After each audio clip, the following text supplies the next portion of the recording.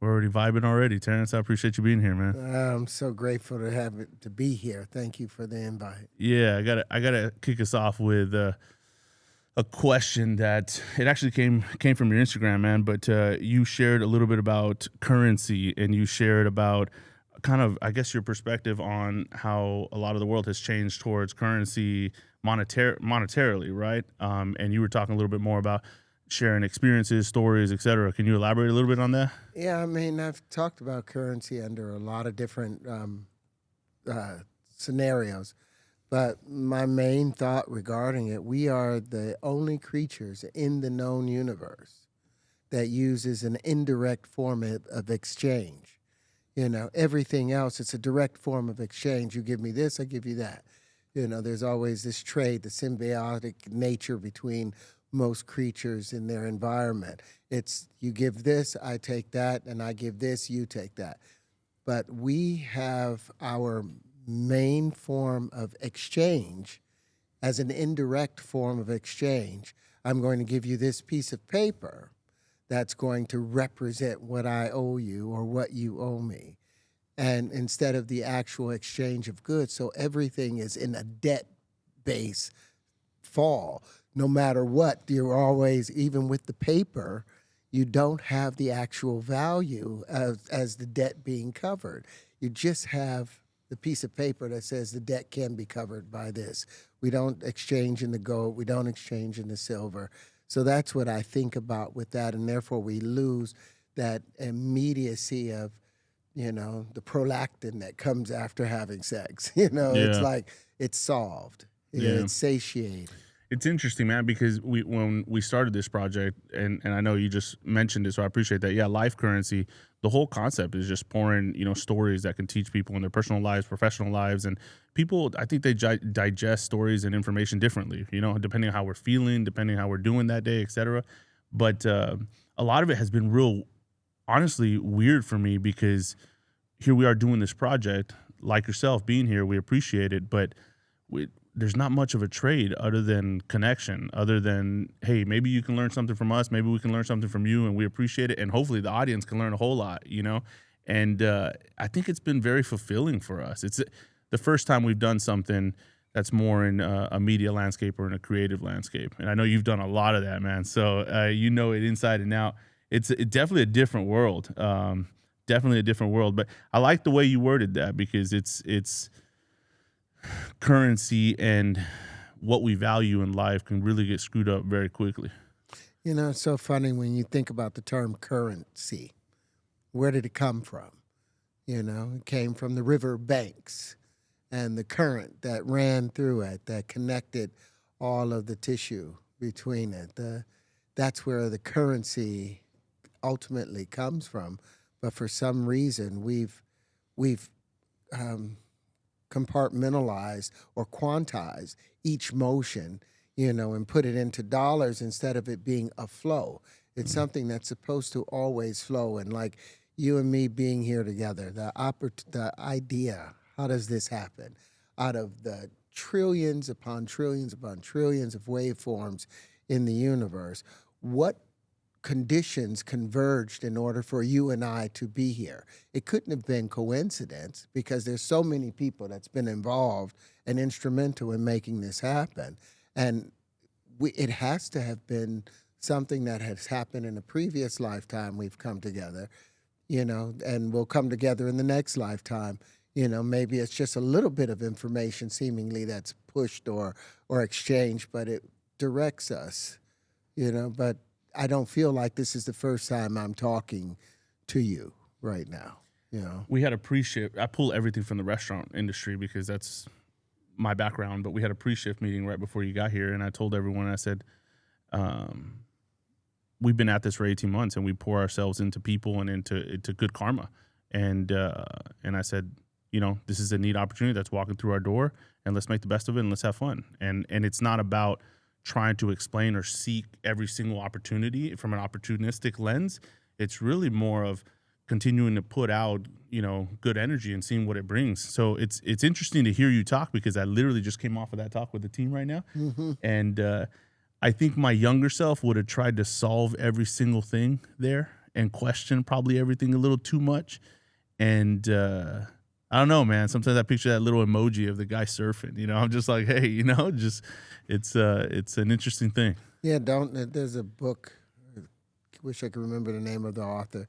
Don't sweat the small stuff, and it's all small stuff. Yeah, and it's all small stuff. You know, no one does a single thing for a single motive. We think we know why we're here, but the universe has a whole nother plan as to why we're here. We make sense of why we think we're here, you know, but 20 years down the line, you'll be like, oh, that's what was happening. Yeah. I didn't know that was going to jump off. Dude, So, I just showed you a picture of my baby boy and Leonardo, and smiling. yeah, smiling, right, happy, and man, we had a plan to the T. None of it went as planned, man. None of it. Yeah, none of it, and we couldn't be happier, you know. And so I like the way you worded that, where you said, you know, that's one of the biggest or the biggest blessing you can experience. And I agree with you, man, because unplanned, it still feels just right and amazing, man. So where do you spend most of your time? I mean, gathering some of your talks and some of the content that you've been putting out and stuff. It seems like you're obviously a deep thinker and spend a lot of time thinking. Where do you spend most of your time thinking, man? I'm in the garden. Oh, really? I'm in the garden, and the time that I spend out there, you know, I'm not there with myself. I'm more so there with, you know, with the universal conditions that are holding me together. You know, we look at this light right here, and we take it for granted, but it's exerting a certain amount of force and pressure upon us that's actually holding our form in place. You know, it's so very necessary, even though we don't really give it the credit that it does. We think we're holding ourselves together. No, it's everything else collectively holding you together. So I spend a lot of time out in the garden trying to, you know, just be held together and to remember the things that hold me up. And you have a lot of different time to think and to, you know, pontificate inside your own mind. And every once in a while you have something that's worth sharing and you try and share it. But, you know, I'm here just as an instrument of the universe to try and bring balance. That's what all of us are here for. You mentioned universe. Yeah, it almost seems like you go through this kind of exercise of making Terrence smaller than maybe the garden setting kind of puts you in. Yeah, I just sat down with Deepak Chopra 2 weeks ago in New York. And he had me do an exercise where he told me to close my eyes and asked me, you know, what do I see? What do I feel? Where do I end? You know, am I all the way here, or am I all, what part, who am I in this? And I said the very first thing that disappeared when I closed my eyes was me. You know, I felt the enormity of the room. I felt the space. I feel all the people when I disappear. But as long as I'm aware of me, then I have this myopic perspective of how the universe should behave according to how my vision sees it. And the biggest thing, the hardest thing, is to get out of our own way, because we didn't put ourselves here. We came here as a result of the universe looking for balance. Everything here has been brought here because the universe needed balance. Everything is important because without it, the universe would fall apart. So when people say, you're not that important, you're not, you know, don't put your... No, shut the fuck up. You are that important, because in order for you to be here, every atom in the universe had to co-sign your existence. How do you relate that, what you just said, with disappearing at the same time? Well, where my mind goes at, man, and we all know, I mean, you've been in some of the biggest stages in the world. How do you relate that type of thinking and that groundedness to success? And is there a correlation? Because, I mean, were you thinking this way your whole life and that's what amassed some of your success, or is that a different skill? Well, when I first came into acting, I thought that being the better liar was the way. I thought it was all about lying and proving. So you put on these false narcissistic ideas of self and ideologies. And then when you realize it's about telling the truth. And how do you tell the truth? It can't be premeditated. You can't have pre-plans for it, because if we plan it, we start editing.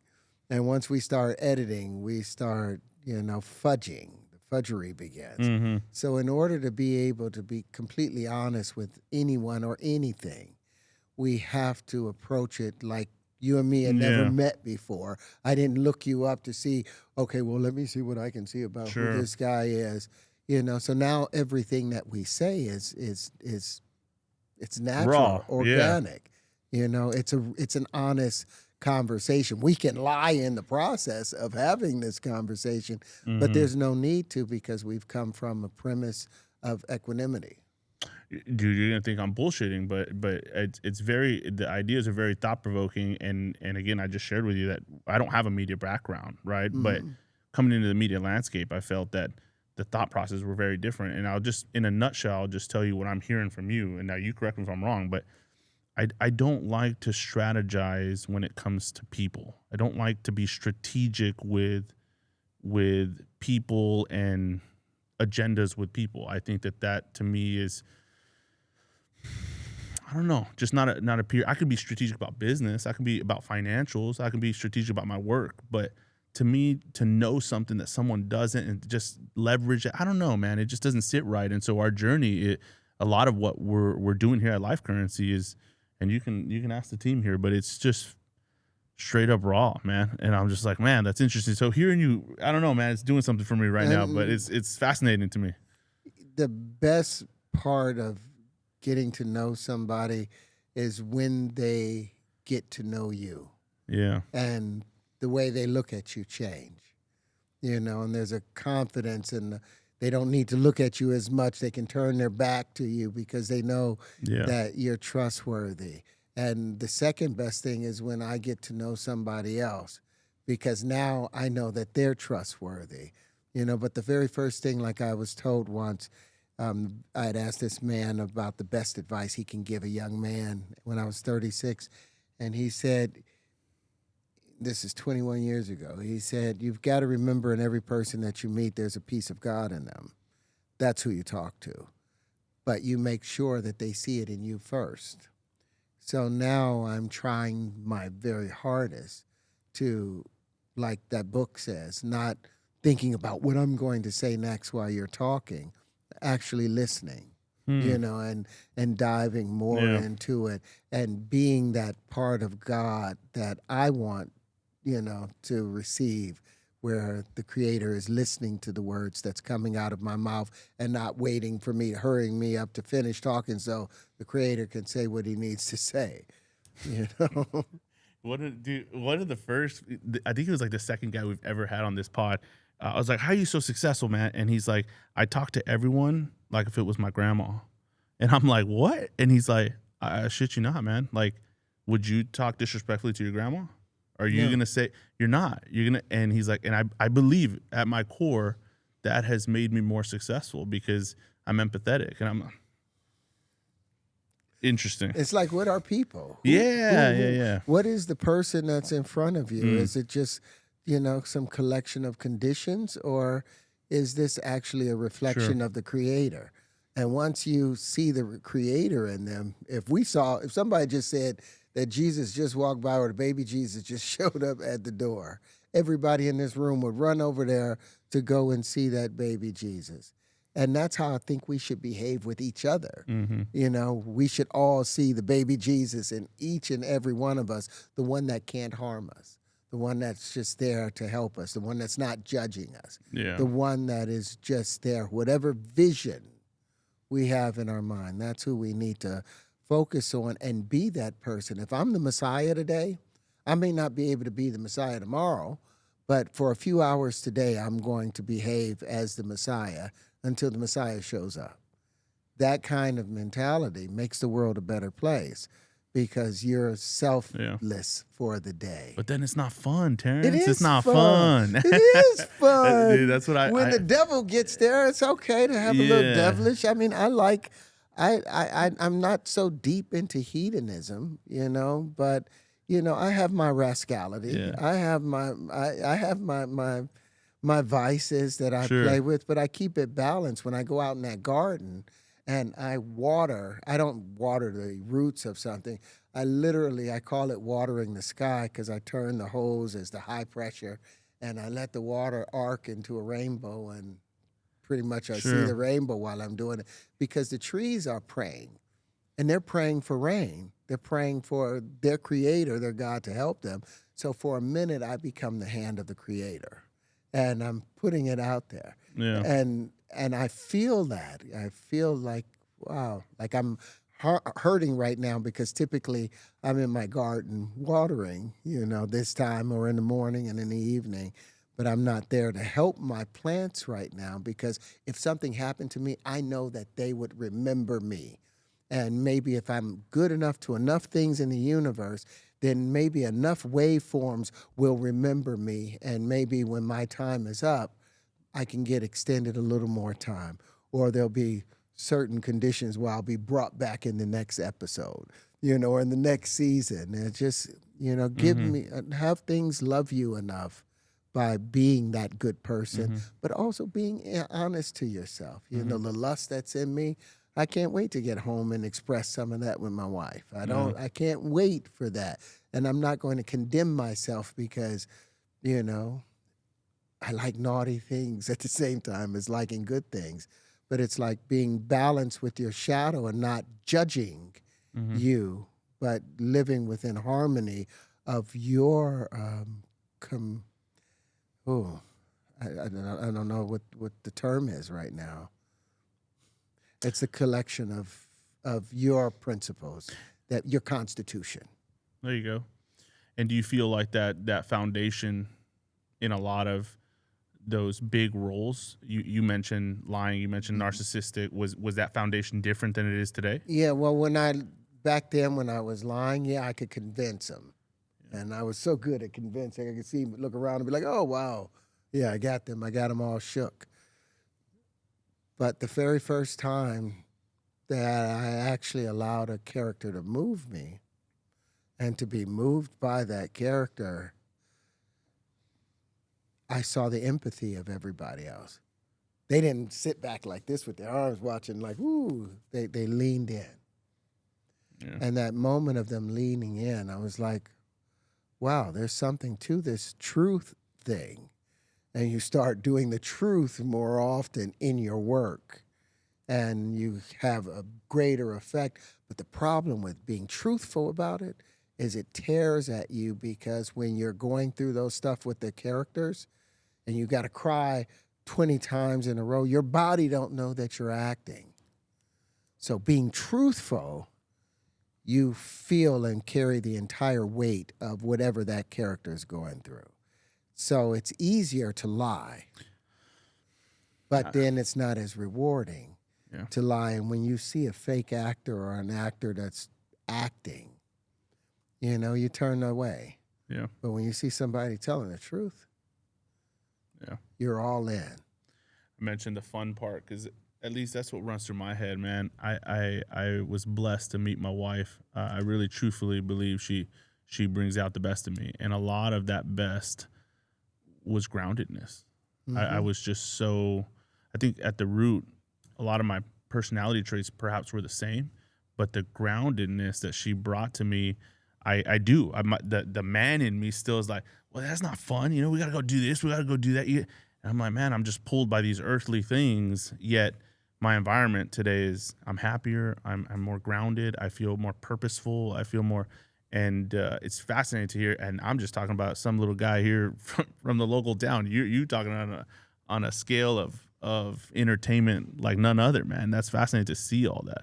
Well, I don't know. It just blows my mind. If A is equal to B and B is equal to C, then A is equal to C. Find a common factor and either multiply or divide. So whatever you're going through, I'm going through it.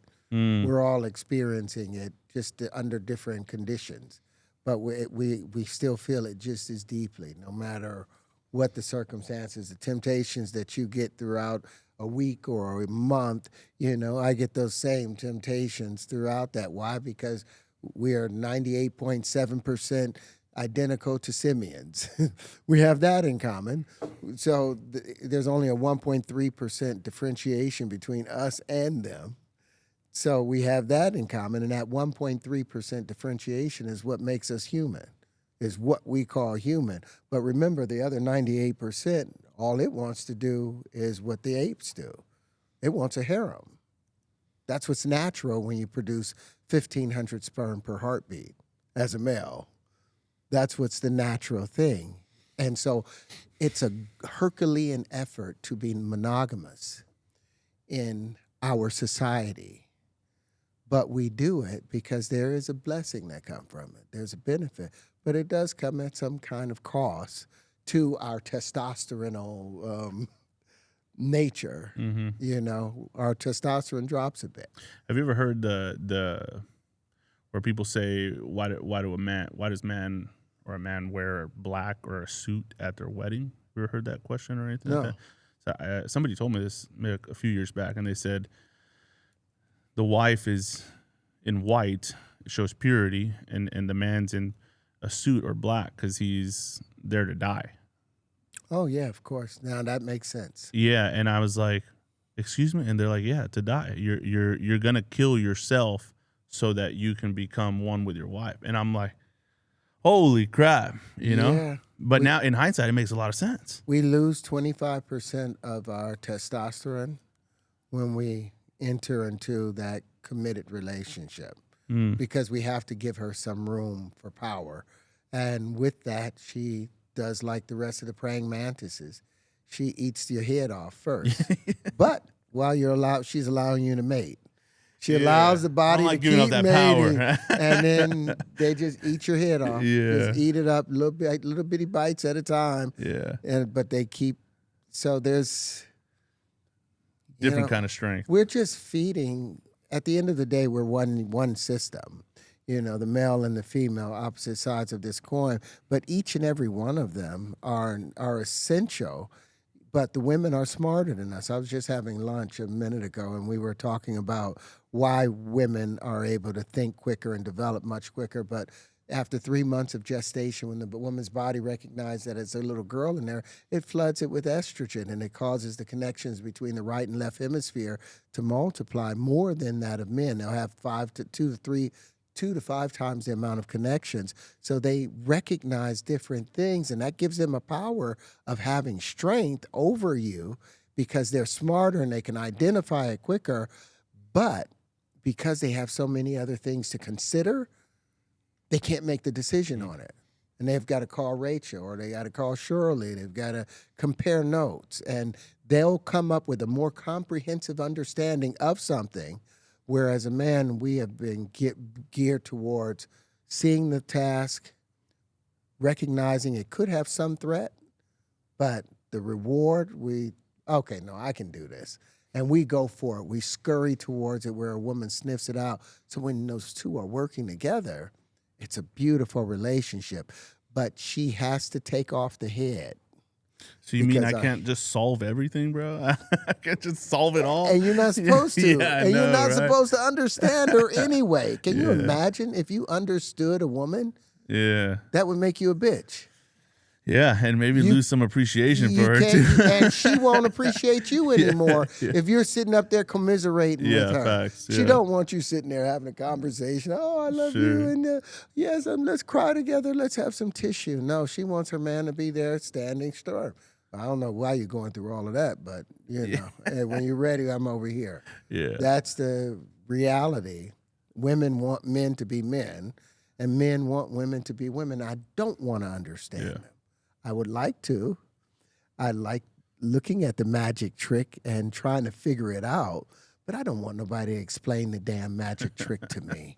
Please don't spoiler alert it on me. I'll learn a woman when I become a woman in the next lifetime. There was that book or something about men from Mars or women from Venus. Yeah, fascinating, interesting stuff, man. That's cool. So you sharing a lot of life currency here, and it's awesome to hear it. Everyone has their own perspective and their own storylines. But who'd you take a lot of your influence from, man? Who are the people that impacted you? Alan Watts, and I discovered Alan Watts, maybe 5 years ago. Before him, Walter Russell. Before him, the Bible was a big part of my life. You know, I really did the very best I could to be the pious man, and then I turned out to be a hypocrite. So I was like, it's time for me to leave this alone. Let me just be human. Let me just really work on being human. But Victor Schauberger, you know, he did a lot of work on water mechanics and fluid dynamics. Those things really moved me. But Khalil Gibran. Did you know Khalil Gibran? He wrote The Prophet. Every name he drops, I'm like, oh, that person's famous or wrote a book for sure. No, like no, maybe it's the way you say it. Maybe it's the way you say it. Khalil Gibran, he wrote a book in 1923 called The Prophet. Wrote a series of books that was just incredible. But if you get a chance, read The Prophet. It's about a young man named Al-Mustafa the Chosen, and he's on the island of Iliul for 12 years, and he finally sees his ship coming, and he's sad, and he wants to go and tell the story about, you know, wants to go home, but then all the people are like, how you've been quiet among us for these 12 years. Will you tell us what you've learned about us? And you've heard the stories. Then a woman that was holding a babe said, you know, tell us about children. And he said, your children are not your children. They come through you, but not from you. You can listen to their dreams, but don't give them yours, because it's like a bow and arrow. You know, the bow stays steady while the arrow flies off. And you don't know, the bow will never know where that arrow will go. You know, and talked about talking. You know, you talk when you're no longer at peace with your thoughts, and when you can no longer dwell in the solitude of your heart, that you live in your lips, and sound becomes a diversion and a pastime. But in much of your talking, thinking is half murdered, for thought is a bird of space, that in a cage of words may indeed unfold its wings, but it can never fly. So this is what I was reading at 16, and in the 20s I listened to Paulo Coelho, who wrote The Alchemist, about young Santiago. Dude, what the fuck? There's some weird stuff, bro. That's the last book I just downloaded. I've never read it. You've got to read it. You've got to read about young Santiago. The last pod we did, I told him I downloaded my first book, and it's The Alchemist. I mean, my first nonfiction, I guess. Mm-hmm. And it's about the young boy, right? And his victory of triumph and overcoming stuff, right? It makes one theme. The grand theme in it is, when you seek out your own personal legend, the universe conspires. All you have to do is put one foot forward in the direction that you're supposed to go in, and the universe will lean to help you accomplish it. You know, but it's recognizing your own personal legend, not trying to be like somebody else, because why are you so busy trying to be everybody else when all these people are taken? Exactly. Everybody else is taken. You're the only thing that's original, that can be originally you. Love you. You know, I love you enough to leave you behind and become the universe at the same time. You know, to be a narcissist and to be, you know, philanthropic at the same time. It's an interesting dichotomy, but that's what we are. We're both sinners and good people at the same time. You know, we're caring, and then we're violent at the same time. If something, you know, I can love being with my family, but the thought of somebody hurting my family, now I'm this monster about ready to defend my family. So you have to embrace all the parts of you. Like Carl Jung says, you have to embrace your shadow. You can't just leave it out there. I'm just on a diatribe right now, so forgive me. No, you're really not, dude. It's tripping me out, but I mean, I'm not patronizing. President of Driscoll Children's Hospital sat here a few days ago, and we were talking about philanthropy, and we were having the conversation about the individual that donated all the money was sitting here as well. And I said, how does this make you feel? I mean, you get this recognition for donating money, but that's the opposite of being, you know, selfless and not getting the recognition. Mm-hmm. And how does that make you feel? I shit you not, that was a week ago. And then I'm telling them about The Alchemist, and now you're talking about it now here. So it gave me a little bit of an interest. So I mean, maybe you feel like you're ranty, dude, but it feels very cool, very fun, interesting. Like I said, I don't want to do the pontification, and that's the problem. Like those the insurance commercial when you find yourself becoming an old person and you Yeah. start giving advice all the Yeah. time to people that don't want to hear it and don't care. And you just feel like I need to give this young man some advice. What if they do listen one time? They do. Just one needs to listen, right? But the narcissist in me thinks everybody wants to listen. That's hilarious, man. That's funny. Oh man, that's too funny. So you're working on a new project. What are you trying to build down here, man? What are you trying to? You know me for 1 × 1 = 2, and the universe of equanimity. When in diving into that balance that is necessary in order for the universe to function the way it does, I had to challenge the geometry that had been set in front of us, the fundamentals that have been set in front of us. All of our fundamentals are based off of Euclidean concepts, Newtonian concepts. And when I say Euclidean, I'm talking about a 2-dimensional world where a line goes on forever and is unaffected by anything else, and where there's just a ridge and you. Now, we live in a multidimensional universe. A 2-dimensional universe is imaginary because in order for there to be balance, it has to have at least 4 actions in order for it to be whole. 3 doesn't tell you, because 3 doesn't allow you to have a past or a future. 3 just gives you the present, but it's conversating with the past and contemplating on the future that gives us a balance of presence, because the universe is all in motion. Well, all of our laws were based off of things being absolutely still and isolated and separate instead of the universe being as a whole. So I took that information and I wanted to define the geometry of hydrogen. And in the process of defining the geometry of hydrogen, I discovered the point where 4 bubbles meet. And where 4 bubbles meet at 120-degree angles, that's the linchpin.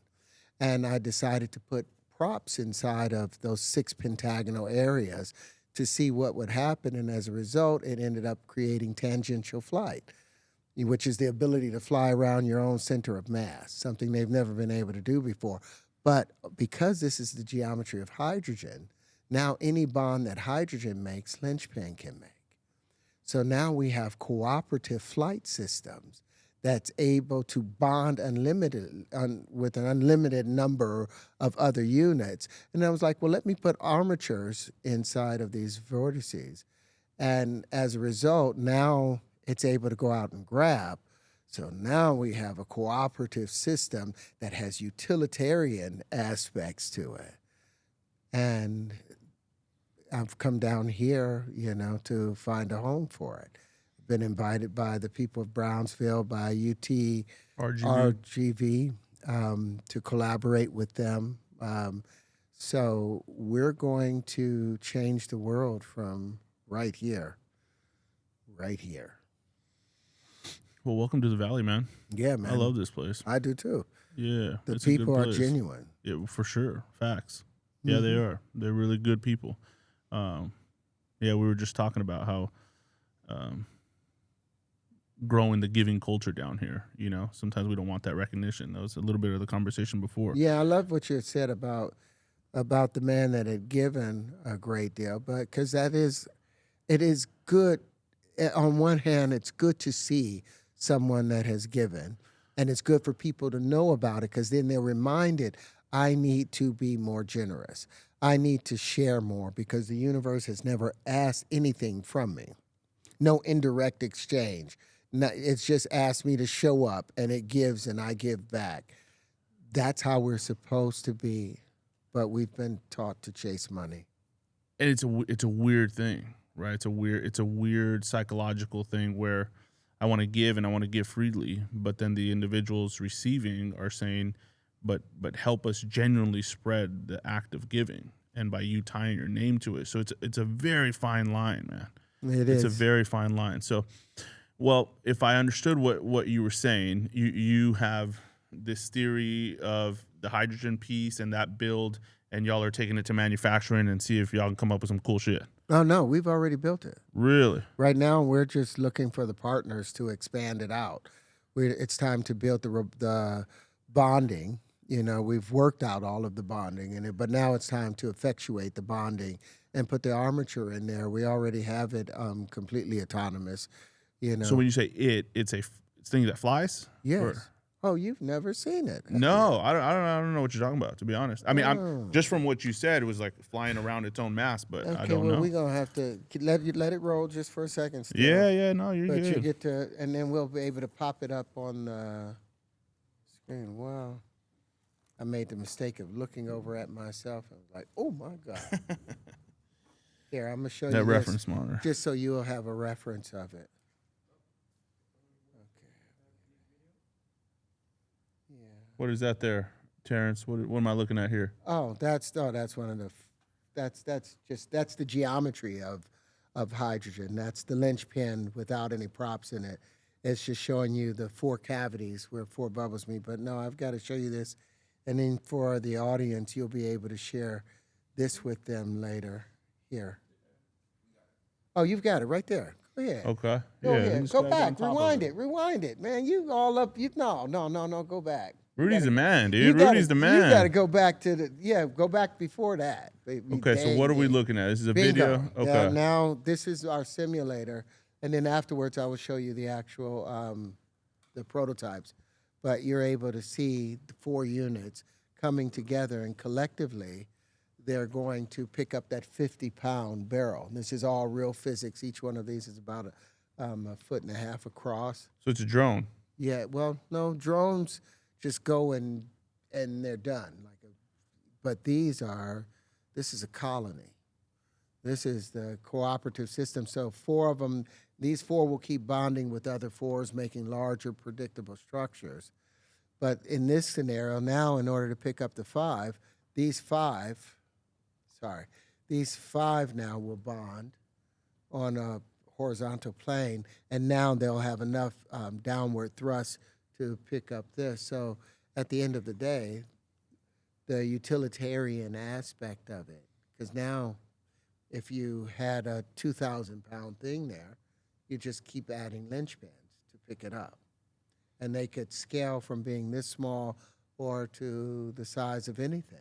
Going back to the theory of how they connect and it being endless. Yeah, well, that's because hydrogen makes up 99.9% of the visible universe or the observable universe. So if you have the geometry of hydrogen, now you have prowess over 99% of the universe. And so they'll keep bonding as they're basically rebuilding the periodic table, element for element. When 4 of them are bonding, that's one thing. When 5 of them bonding, that's another statement. When 24 of them are bonding, it's all. But well, that's interesting because you gotta have like a computer in there that understands which way the propulsion works and how to move things. The propulsion, all of the props are moving in the same direction, in the same exact direction. They thought it was going to be so hard to generate or to build the flight controller because there's like, okay, well, this prop may go to, no. Everything spins to the right. Everything is generating electricity, and as a result of the 3 coming together, when you, like 5 times 3 is 15, 1 plus 5 is 6, what ends up happening is this grid, this Pythagorean grid that occurs. Those 3 pentagons that sits there and the vortices coming from it, they combine, and now they end up having this suction that's pulling in that actually becomes this seat of repulsion at the same time. It's a strange dynamic that's pushing with it, even though you have 3 contractive things together. When those 3 form, they create an expansion. And I say 6 because the way the universe behaves, 5 things contract. 3 sets of 5s contracts. Everything expands in 6s. Like for 360 degrees, that's a contractive thing that's 72 degree steps. 5 times 72 is 360, but 6 times 72 is 432. What's 432? It's the key of A. What else is it? It's the sound of the electromagnetic field around the Earth. That's what the key. That's what 432. But that's an expansive thing in comparison to the contraction. So I'm able to use the things that I've learned about musical theory, along with fluid dynamics, and along with engineering and mechanics. You feel like the project's going well? Oh, it's great. It's going really good. Interesting, fascinating We're stuff. just making. I don't know anything about it. We're making friends now. Yeah. Well, hey, speaking of friends, you like football? Oh, somewhat like soccer, football, or actually American football. Mustafa's gonna like that, but yeah, American football. UTRGV just got a football team. If you're back down here, man, we'll be happy to host you there. Yeah, it'd be fun. I'll be there for them. Yeah, it's a good time. We got to the UTRGV hooked us up with a little space there and stuff. It's nice, but yeah, football. Man, that's interesting. Have you ever heard of the 44 or 440 hertz? 440 hertz. That became a default. You know, they say that it was Joseph Goebbels in 1939 or 36 sent out letters to all of, the premier orchestras throughout the world, or many of the countries that Hitler was threatening. And he said, well, we've written a German opera, but in order for us to do it, you have to tune your orchestra to 440. And which took us off of 432 hertz. 432 hertz, all the instruments from the beginning of time has been tuned towards it because it hits right here and it harmonizes and sympathizes with the electromagnetic field of our Earth. But 440 takes it up here. And he did that, rumor has it, to create confusion among people. And 440 was ultimately accepted. But 432 is the natural tone. And that's A. For the key of A. That's what Jimi Hendrix tuned his guitar down to. That's what the Beatles, after they left India, came and remastered and retuned all of their stuff to 432 hertz.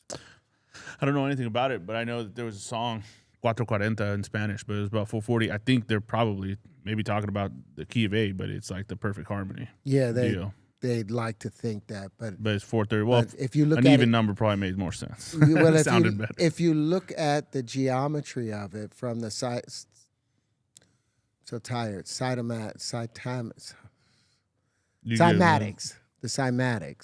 when you put sand on a speaker and on a plate and you put a speaker underneath it, and the geometry that it creates, it's symmetrical at 432.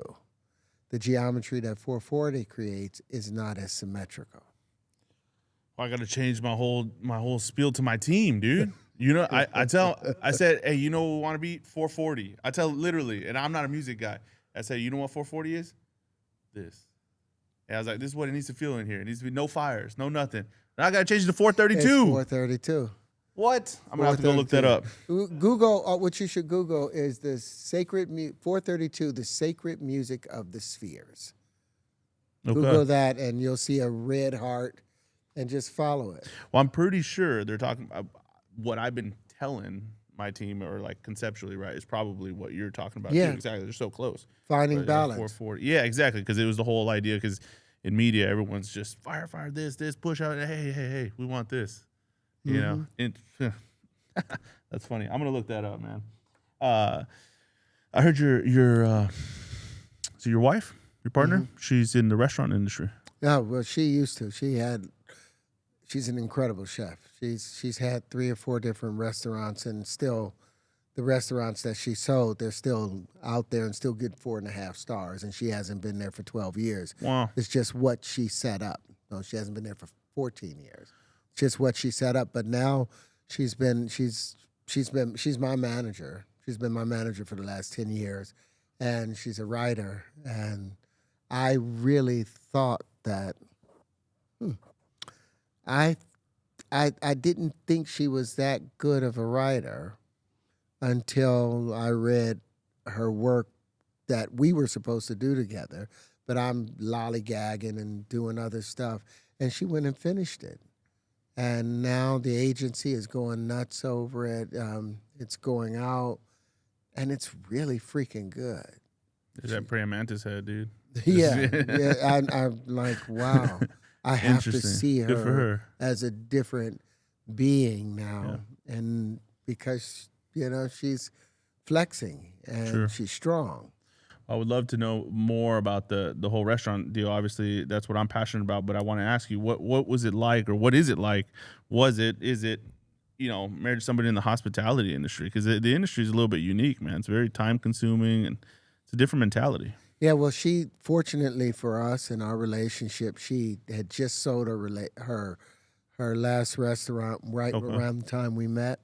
So she was still making sauce and all of that for them because her last one was it's called Shabu Shabu, a Shabu restaurant where you have just a pot and just some meat, and vegetables, and you just swish it around. Shabu means swish.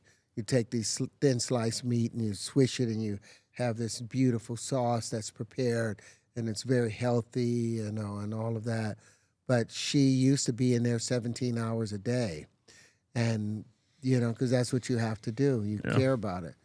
But now she's now taking that work ethic of the restaurant, and she's brought that into the home. Every meal that she cooks is literally incredible, to where I'm like, I think she needs 5 Michelin stars because she's just really, really that good at cooking. It's fun, right? Yeah, it's fun Yeah, when someone can cook in it the is, house. but then it's bad because I used to cook for everybody in my previous marriage. I cooked everything, but it was like the Beatles watching Jimi Hendrix playing guitar, or what's his name? Sings a song about the child that fell out the window. Oh, Eric Clapton. Okay. Eric Clapton is rumored that when he heard Jimi Hendrix play, he put his guitar down at the edge of the stage. You put down the tongs, the spatula. Yeah, it's all done. Yeah, I I hear haven't you. cooked in 12 years Yeah. because it's like, I'd rather just be in the audience and watch her do Sure. what she does because she's so freaking great at it. I have a lot of respect for the hospitality world, man. It's a tough world. It's tough from many different aspects, but that's cool. I think it brings out a very beautiful part of us, a very servant leadership, obsession, attention to details, like just flavor, wanting to please because you're serving somebody. It's a very humbling act, but also can be very skillful. It's kind of cool. What got you into hospitality? It's all I know, man. It's all I know. It's all I've ever done. But my family, yeah, uncles, my mom, my dad, yeah, just hospitality. And so we've taken everything we've learned from the restaurants, and now we're applying it to everything else we're doing. How does that, that's when you're in the kitchen, do you feel like I feel like when I'm in my garden or when I'm in my lab? Like as an actor, I put on a show.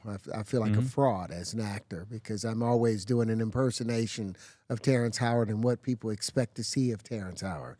When I'm talking about science, I'm not a fraud. When I'm in the garden, I don't even exist. So where do you have that? Or do you disappear when you're in the kitchen? 100%. You can ask my wife, but I mean that's like where I like to be, and it's odd because everyone sees it like a large task or like it's stressful, right? But I really am not thinking very much. Like it's just kind of just moving and doing. And what's the recipe? I have no idea. I hope you like it. If you like it today, we'll try to remember. I don't know, but I'm just moving. But I think it's the act of service. But sometimes I don't even know who I'm serving. It can be just my wife, or it could be 20 people at my home, But just that act. And I feel the most comfortable, honestly, even though it feels odd to say because it's a very task-heavy, thing you're doing, and you're moving a lot of different things and timing things. But I really don't see any of that. I don't know. It just starts to like happen, and then you kind of.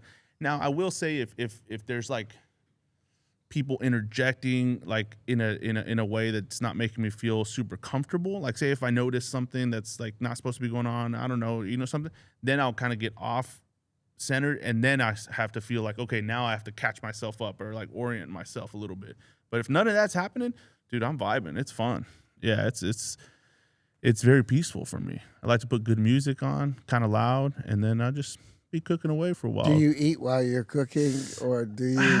Because my wife, if she's cooking, she doesn't have an appetite, and even though she's made some bomb stuff, she does not have an appetite. No, by the time you're done with it, you don't even eat. You know what I mean? Like you're moving, you know, so it's not like you're super hungry, right? Because you're moving around. Sometimes it gets hot in the kitchen or whatever. Maybe you taste stuff, but I don't think it's really about the eating part. It's really about it's like, I don't know. It's like coming out of something very active and then being like, oh, I'm ready to eat a big meal. It's like, no, you know, usually if you're doing nothing and you're hungry or something, or bored, you're hungry. Well, during that process, you're really not bored. You're not doing nothing. So yeah, I taste, but no. And by the end of it, you're not even really that hungry. See, once you read The Alchemist, you're going to be like, okay, this is my personal legend. Because when you started talking, because we've been talking for what, 45, 50 minutes. Yeah. When you started talking about cooking, your whole thing changed. It lit up. There was color. There was warmth already. But it was like the sun came out. The sun came out, and especially when you said something about service. And maybe it relates back to when you watch your family in there and you're sitting there watching it, you felt whole in there watching them. Like one of my fondest memories is my great-great-grandmother. We called her mother, making, when I was 6 years old, making applesauce. And I remember the pot and the pan was uneven, you know, and it would never sit on the stove. Yeah, it got a little warped. It got warped, but smelling the cinnamon that she put in there. And even though I didn't want to eat it because I liked the other applesauce that didn't have that in it, but the smell of the cinnamon makes me feel like I have my family with me. And I hear my great-great-grandfather in the room, great-daddy. I hear my uncles. I hear my grandmother and my great-grandmother. We had, in our household, we had my great-great-grandmother, my great-great-grandfather, great-daddy and mother. We had my great-grandmother, Minnie, the one who became an actress, and I became an actor after her. We had my grandmother, Margie. We had my two uncles, Nathan and Billy, who are my brothers, my mother's brothers. And so we had literally 5 generations inside of one household. So when I smell cinnamon, I'm transported back to that space and I'm warm. And that's a long way to say, that's what I saw, what you just did. Well, thanks for sharing that. It's beautiful to hear. And I don't know what the household was like, but, you know, chaotic. The good, bad, and the ugly. It's all beautiful, man. Yeah, exactly. Like I like that feeling. Yeah, we're kind of like we're a big family. So, you know, you made a interesting parallel, Terrence. But I want to ask you: so Alchemist? The reason why Alchemist was tripping me out was because it was my first nonfiction, right? That's what it's called, like fake, right? Yeah, not fake, but storytelling, right? Book that I've ever downloaded, and I felt embarrassed about that to admit that because I Why? Why did I feel embarrassed, or why? Yeah, why did you feel embarrassed? Because like why haven't I shown interest in a nonfiction book? Like why can't I let my mind reel and be creative? And all my books are self-help, all of them. So, anyways, enough about me. I want to ask you a question. When you're trying to change a tire, you don't use a bat. You don't use any. You get you get all the things that you use to change a tire. If you're in the process of rebuilding yourself and correcting things, you know, remember the testosterone, it gives us that myopic view. You focus in, I'm running right towards this goal. That's all I'm going to do. And then later, after you get where you need to go, then you're able to sit up and look at other things. Maybe that's what's happening. I don't know. I read a lot of them. I felt jacked up and I had to learn more stuff, man. I felt just off, right? But most of my life. But I'll tell you why I brought this up. I like what you shared there, but I want to tell you what I'm thinking is, have you heard of the book, The Brain That Changed Itself, or The Brain That Can Change Itself? So I don't know anything about the geometry piece. One, I'm not passionate about it. 2, I just never looked it up, so I don't know. That stuff looked cool, but I don't know enough about it. But I want you gave me one, so I've got to. It's just my nature to want to share something with you. You gave me The Prophet, and then we shared about The Alchemist. But The Brain That Can Change Itself. It's about a neuro. Well, let me tell you exactly. and I'll tell you why. It was such an impactful book because what the book is about essentially is it's a neuroscience book, and the author is Norman Doidge. I don't know how to pronounce that. But neuroplasticity. Have you ever heard of that? Mm-hmm. Okay, so the reason why I was reading all these self-help books or whatever, and I landed on this one. And sometimes the book gets criticized because it's a very, very far out thought. And even though it's now been adopted into neuroscience, neuroplasticity, this concept, it doesn't have a lot of samples where it was successful, right? It just has a few, right? But they adopted it because those few shown that it's correct. So I'll tell you, just to drive the point.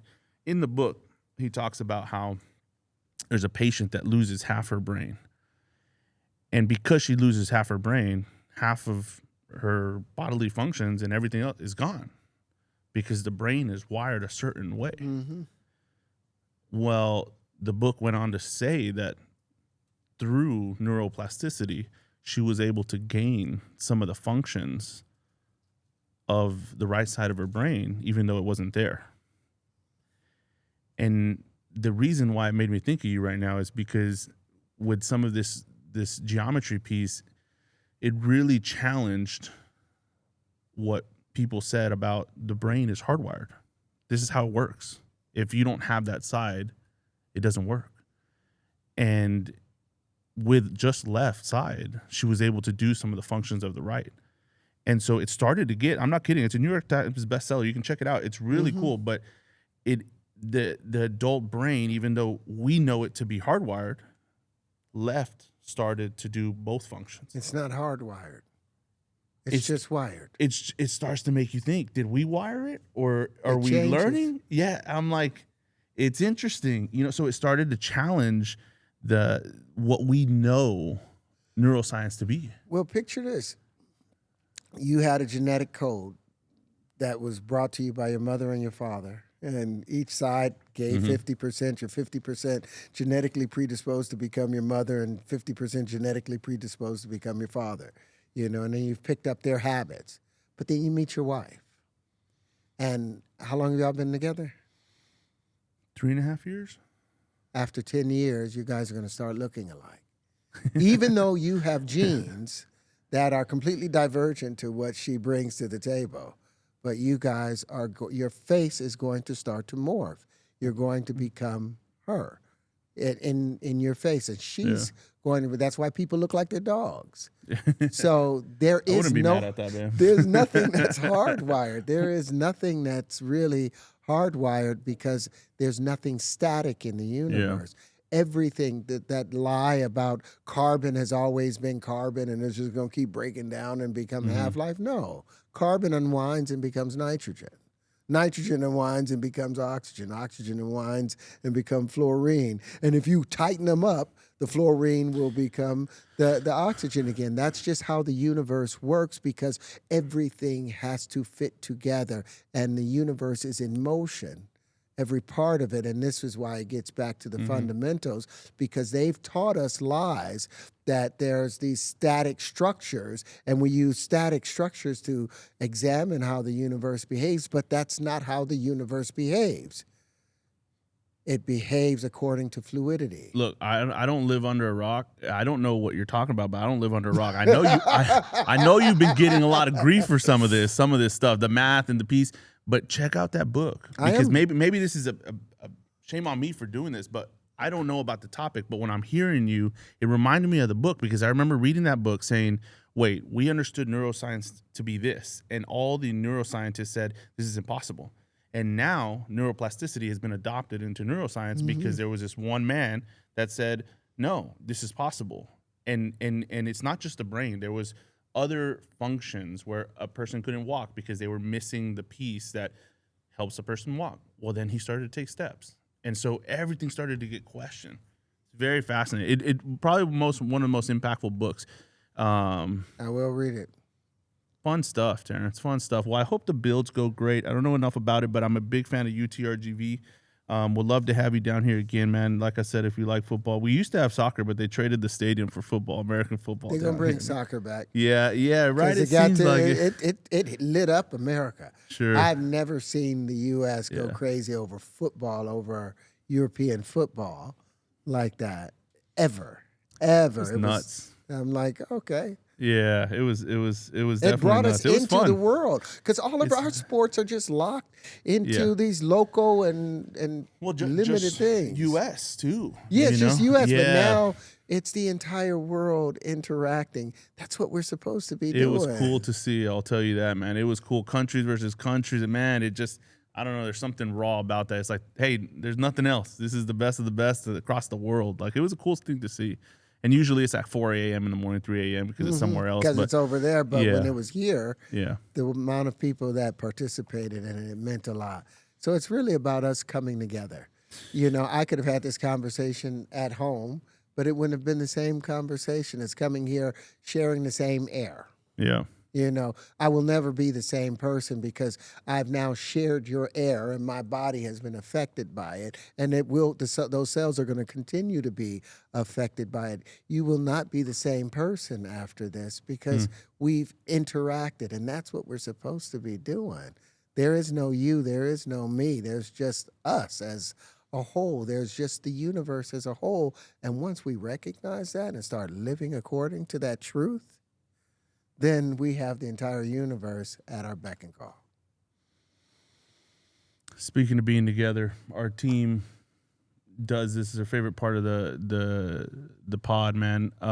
From our team to you, we've got you a little something, man. Okay. Yeah, I like a little something. Yeah. If you don't Can mind, you smoke we can it? bring that out. Yeah. I don't know. Let me look. No, I don't think this one. It's a gift for your travels, man. So they said they actually were like, no. Nothing that can light on fire, but there you go, Alec. Thanks for bringing that over, man. One of the team does a really good job of rapping, so they kind of all throw in a little bit of the effort great. here. That's beautiful. Wow. Thank you, Alec. Wow. Look at what I got. Yeah, man. So now go for it, man. You can open it up. It's what I always wanted. Yeah, it's well, you never know. You never know. I'll tell you what it is, though. It's a gift from us. The team does it. They take pride in it. They like learning about people. We're passionate about people here, and I think he said you can rip it like paper with. Yeah, I know, but it's just such a beautiful ribbon. You may not be able to keep everything, but you can keep the ribbon. At least the bow, yeah. The bow says something about what, who, what, when, where, and why. I love how y'all wrap this stuff. They're good at that, right? It's nice. So yeah, I might have to reuse this. Well, the team, the team, yeah, we try to fold it back up. You don't know about that, but we try to fold it back up, use it again. It's still good. I can. Oh, damn. It's an exercise that teaches us about people. So I'll let you open that up now. Little something, just a little something, man. Something. Yeah.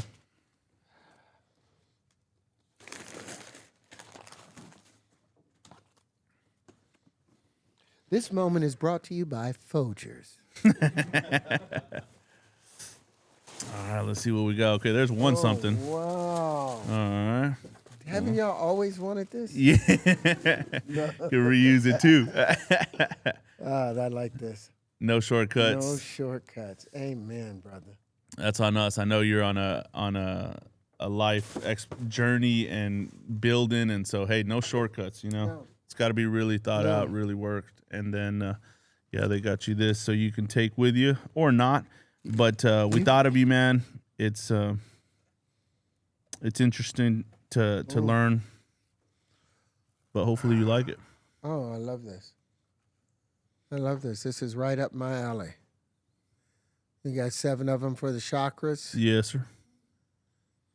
It's actually and the colors to it. A spot right down the street that helped us out with it. So we got you a little. Yeah, we didn't want you to burn anything on the road, so we got you that instead. Ground and balance. Yep, that's the aromatherapy oil, and then of course the cube charm, and then a couple crystals there, man, for you. Oh, I love it. You guys knew exactly just what to get me. I'm glad, brother. man. No, I just thank you from the team, man. They're the ones that put it together. Terrence, any last words before we hop off here, man? It's been a pleasure. Yep. Let's hope that we continue to live That's the last word. You got it.